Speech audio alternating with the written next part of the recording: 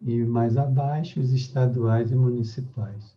Bom, aí a gente ficou de comentar, fazer alguns comentários sobre os instrumentos da política nacional. Então a gente vai notando que o próprio paradigma da sustentabilidade, ele não basta apenas fazer exortação, né, sobre a necessidade de conservar o meio ambiente. É preciso, ele vai se desenvolvendo, e a política nacional do meio ambiente já traz todos esses instrumentos de forma muito bem detalhada, para que os instrumentos eles tenham essa força de intervir de fato no processo de conservação e de melhoria do ambiente biofísico. Porque lá como não tá explícito isso, mas o principal, o elemento central, o princípio fundante dessa política é que ela toma o ambiente biofísico como a base de sustento da própria vida, da vida em todas as dimensões. Então, por isso que é uma política de extrema importância para pensar a base de produção também, né? Porque, como já falei antes, não tem como pensar numa economia, num processo de produção de riquezas, sem uma base biofísica conservada.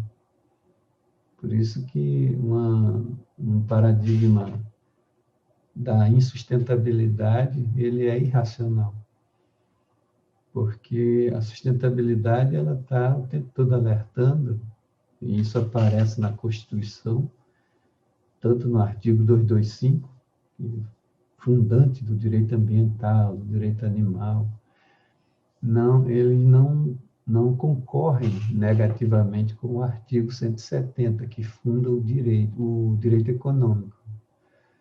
Então, mas é uma economia sustentável, um desenvolvimento sustentável, não um desenvolvimento que não leve em conta esses aspectos, e que um processo de produzir riqueza não pode destruir a sua própria base de sustento da própria economia, que é a base biofísica.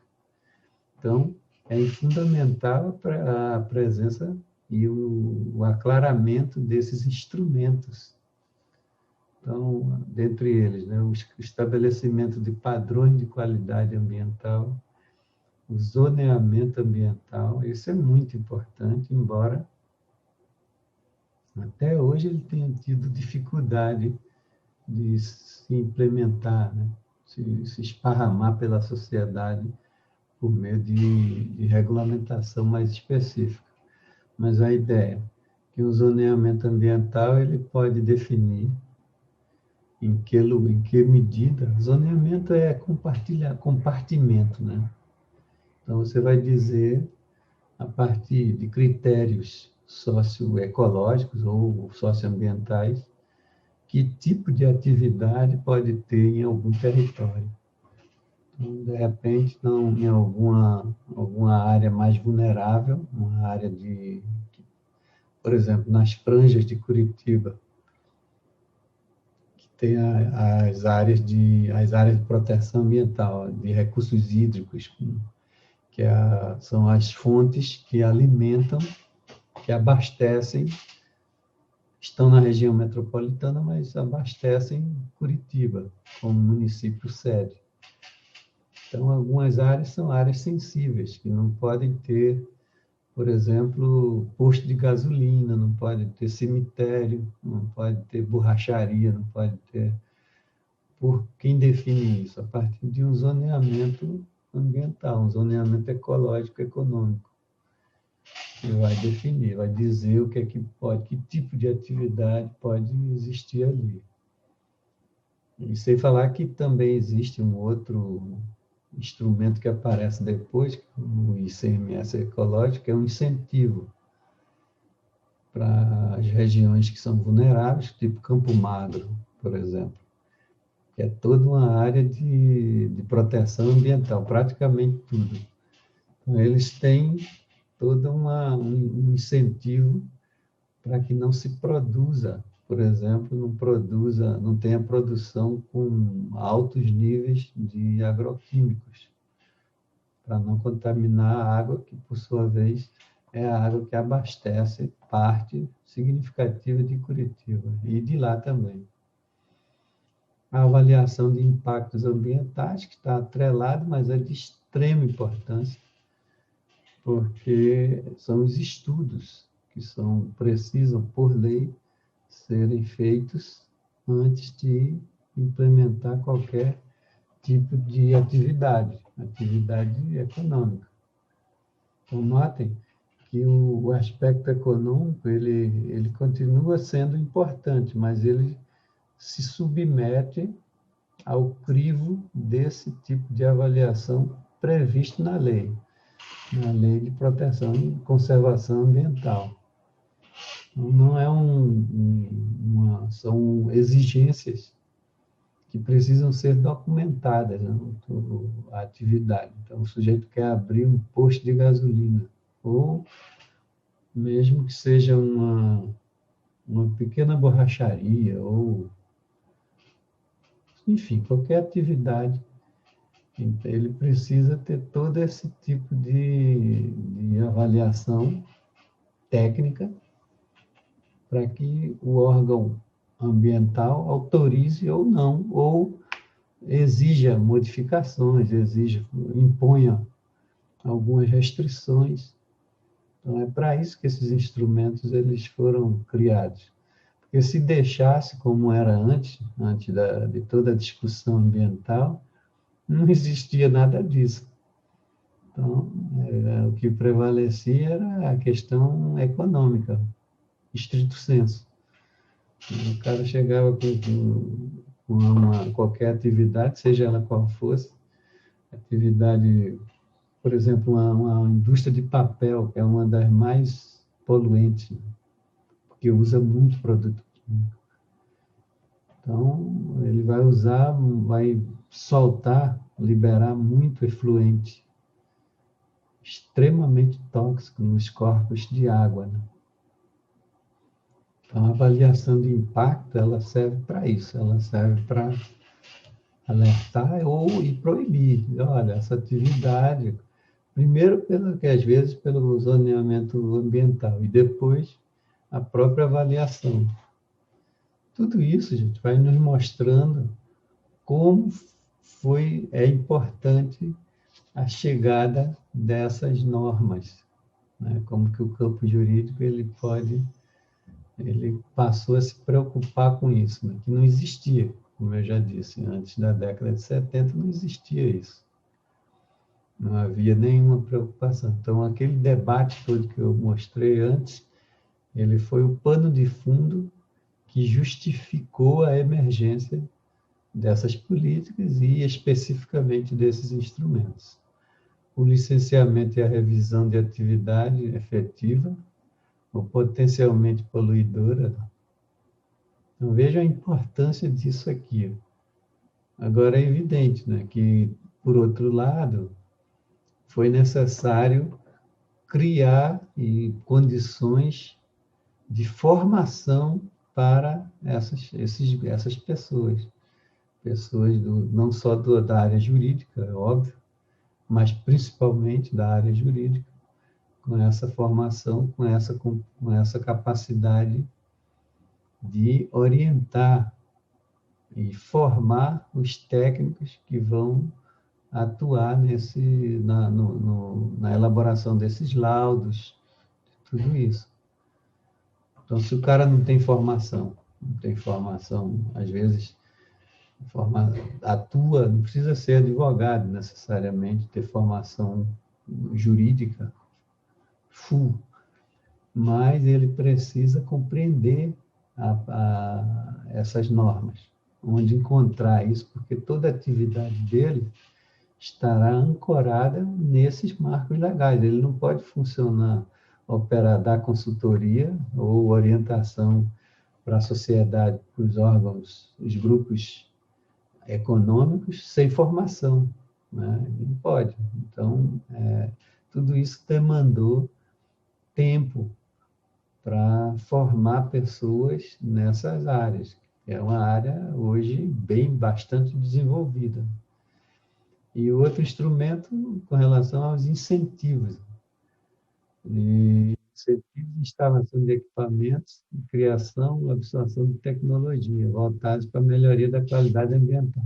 Isso a gente já comentou antes, que às vezes a gente pensa na norma, pensa em lei, sempre dentro de um fundamento de sanção negativa, de punição, essa coisa punitivista que a gente tem, que é algo importante, precisa existir, mas essa lei ela também ela já traz um aspecto de uma sanção positiva, de você dar incentivos à instalação de equipamentos com tecnologia sustentável, que existem várias.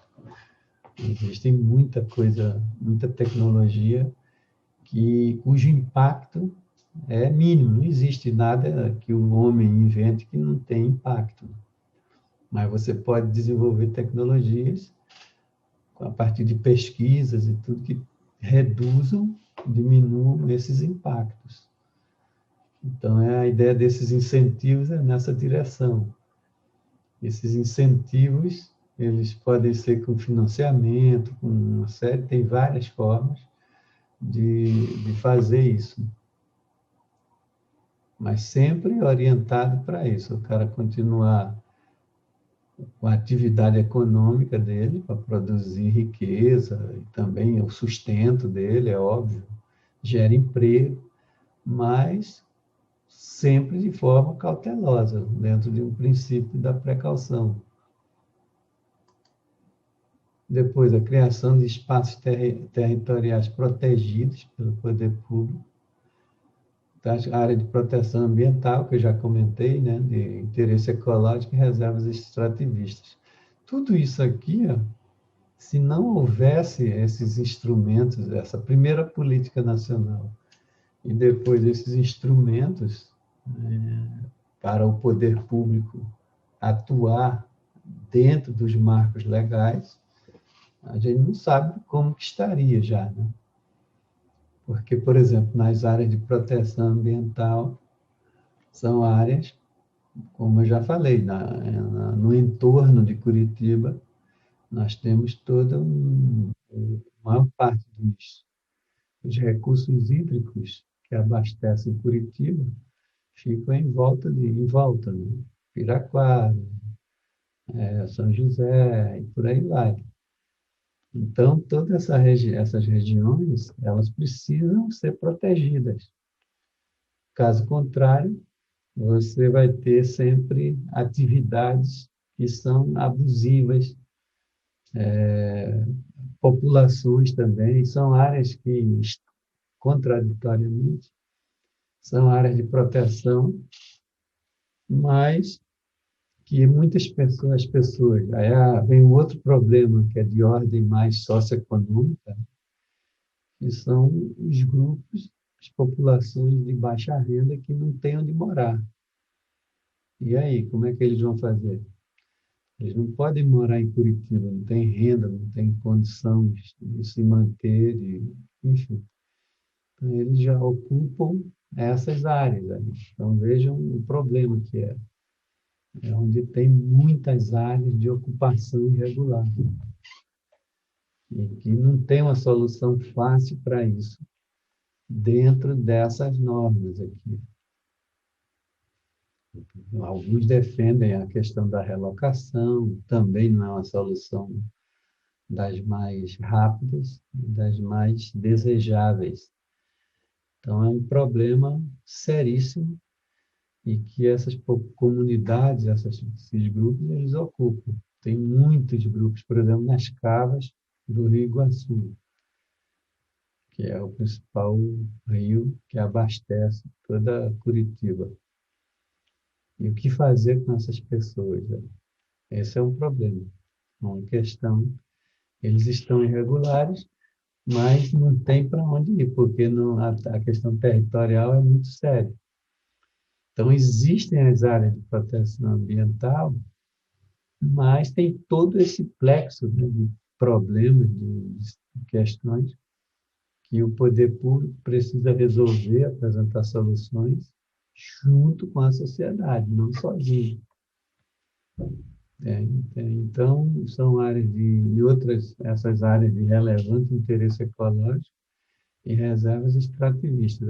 Essas reservas extrativistas, existem muitas reservas espalhadas pelo país e todas elas passaram, se desenvolveram mais, se fortaleceram a partir desses instrumentos, dessa política, porque elas se protegem, por exemplo, da garimpagem ilegal, elas estão em uma área de proteção ambiental em que elas se responsabilizam pela conservação do próprio território em que elas habitam, porque é a fonte de sustento delas. Então, elas não têm como, por exemplo, os grupos que são coletores, né, coletores de coco, então eles vivem desse processo. Então, eles nunca, há milhares, né, centenas de anos, que são populações consideradas originárias. Né? Então, tudo isso entra naquela ideia da conservação. Você conserva essas populações, porque essas populações elas conseguem conservar essas reservas, elas conseguem manter não intocável, né? Às vezes não, por vez elas melhoram mais ainda a capacidade desses territórios, porque o estilo de vida deles é um estilo de vida sustentável, em todos os sentidos. Né? Conseguem combinar produção de riqueza com a sustentabilidade ambiental, a sustentabilidade social, cultural, porque eles preservam a cultura coletivista deles, e por aí vai. Aqui, o outro instrumento também, o sistema de informações, que é muito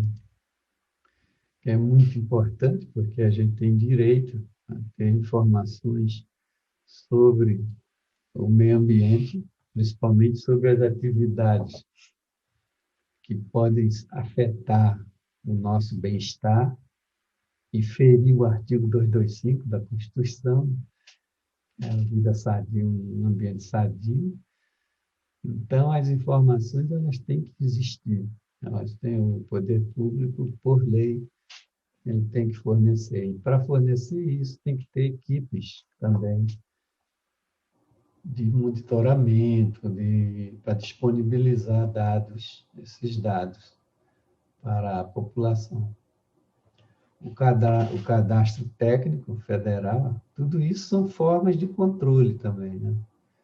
De mostrar que o ambiente biofísico, ele por si só, ele não se protege, né? Ele precisa tanto do poder público, com esses instrumentos e com pessoas preparadas, como também o apoio da sociedade civil, que precisa também, cada vez mais, vai ter a lei, a política de educação ambiental, que prevê isso, né, uma consciência cada vez maior na perspectiva ambiental.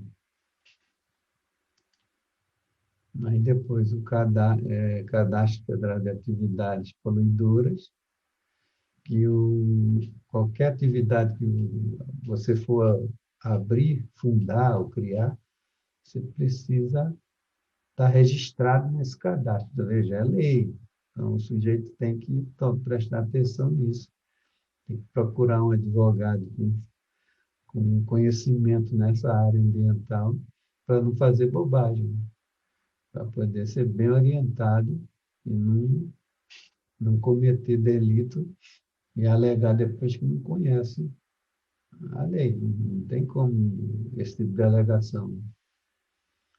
E também os instrumentos econômicos, como de concessão florestal, servidão ambiental, seguro ambiental e outros. Esses são muito importantes, né? Só que são perigosos por algumas razões.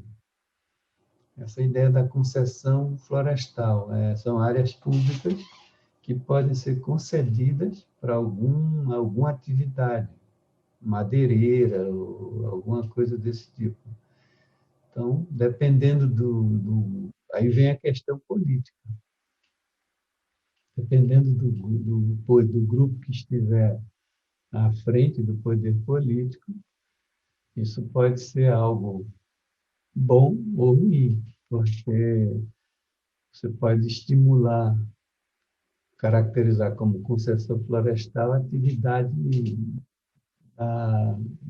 madeireira em larga escala,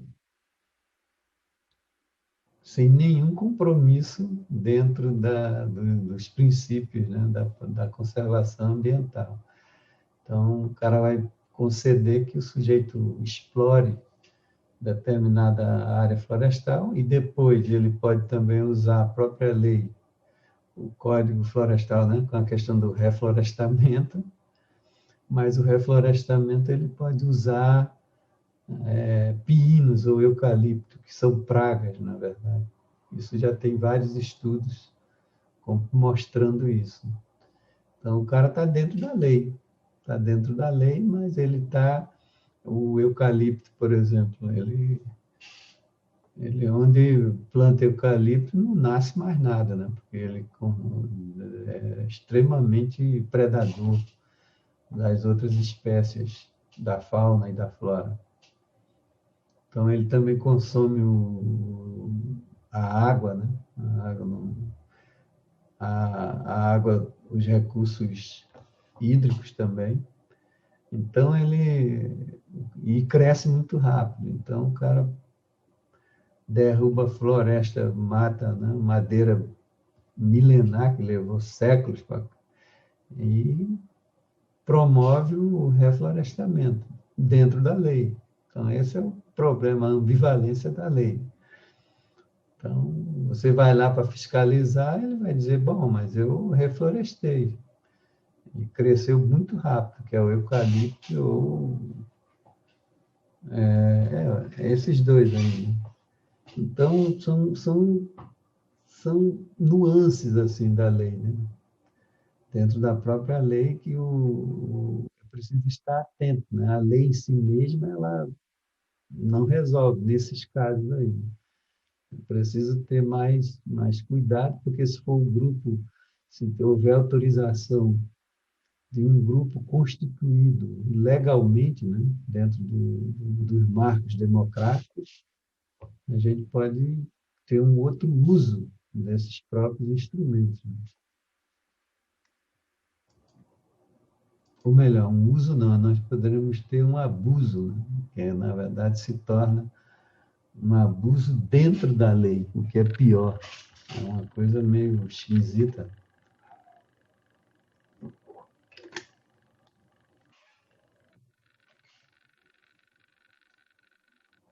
Bom, aí, gente, eu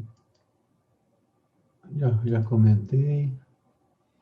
Aí ainda tem, mais ainda dentro dessa discussão dos instrumentos, a questão da responsabilidade dentro da política nacional do meio ambiente, vai predominar a ideia a teoria do risco integral, né?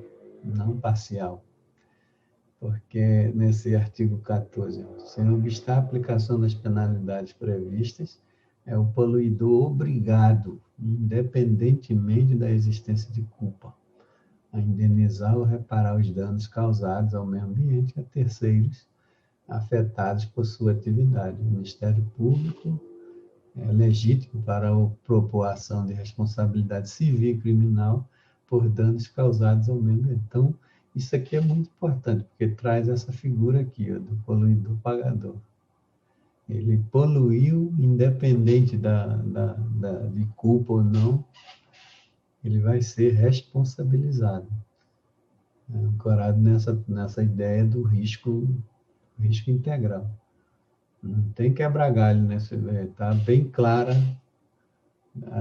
o artigo, né? O artigo que toca nessa questão da responsabilidade.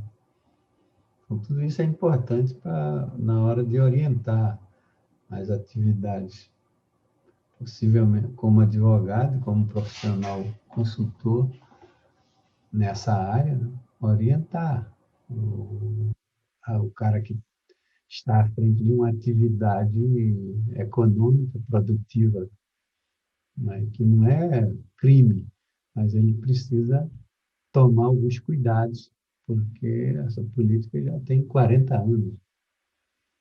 Então, essa é uma questão importante. E também o que aparece assim mais citado na lei como elementos que vão se reproduzir a partir das outras políticas, são esses termos, né? A partir da ideia de desenvolvimento sustentável, que a gente já discutiu, a informação ambiental, que é uma questão de cidadania, de respeito à sociedade, a formação ampla, que é a política de educação ambiental, que também está presente nessa política já indicada, e a ideia do poluidor pagador, que é uma novidade, mas que também já é bem avançada nas normativas europeias, por exemplo.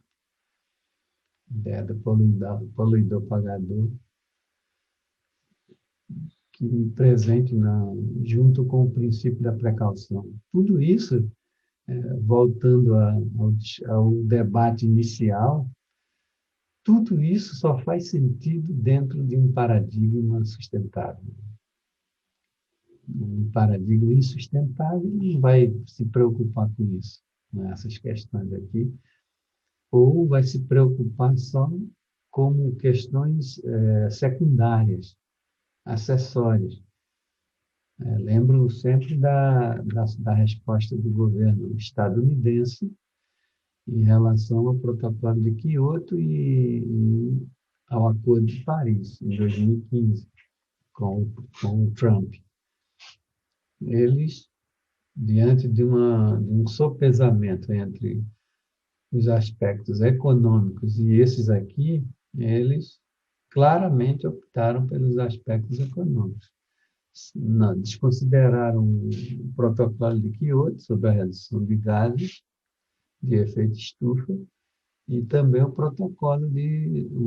Acordo de Paris, que foi uma tentativa de redefinir o protocolo de Quioto. Mas o que predominou foi o aspecto econômico.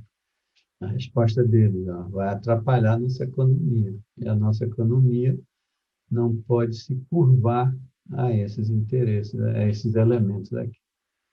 O que ele está dizendo? Ele quer continuar operando dentro de um paradigma insustentável. Insustentável. Tá?